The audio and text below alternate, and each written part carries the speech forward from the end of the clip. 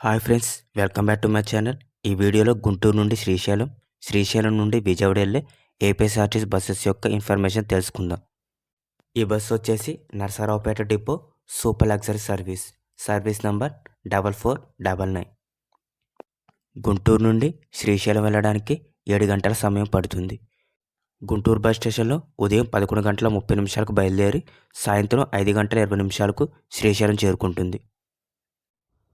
Total distance 259 కిలోమీటర్లు. Ticket price వచ్చేసి 520 రూపాయలు. ఈ బస్సు ఎలా వెళ్తుందంటే వయా ఫిరంగిపురం, నరసరావుపేట, వినుకొండ, త్రిపురాంతకం, కుంట, డోర్నాల, సున్నిపెంట మీదుగా శ్రీశైలం వెళ్తుంది. ఈ బస్ ప్రతిరోజు ఉదయం 11:30 గుంటూరు బస్ స్టేషన్లో బయలుదేరుతుంది.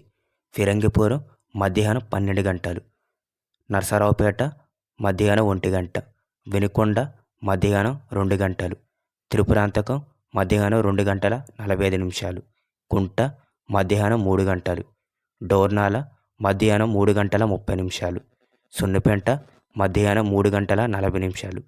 శ్రీశైలం చేరుకునేసరికి సాయంత్రం 5:20 సమయం పడుతుంది. తిరిగి return Srisailam to Vijayawada. Service number 4500.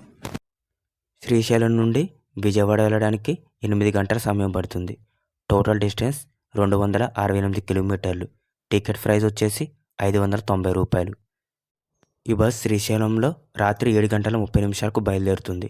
Sunnipenta రాత్రి 7:45, డోర్నాల రాత్రి 9:15, కుంట రాత్రి 9:45, త్రిపురాంతకం రాత్రి 10:15, వినుకొండ రాత్రి 11:15, నరసరావుపేట రాత్రి 1:30, ఫిరంగిపురం రాత్రి 2 గంటలు, గుంటూరు రాత్రి 2:30. విజయవాడ బస్ స్టేషన్ చేరుకునేసరికి ఉదయం 3:30 సమయం పడుతుంది. ఫ్రెండ్స్, ఈ వీడియో నచ్చినట్టయితే లైక్ చేయండి, షేర్ చేయండి. మరిన్ని వీడియోస్ కోసం మన ఛానల్ని సబ్స్క్రైబ్ చేసుకోండి.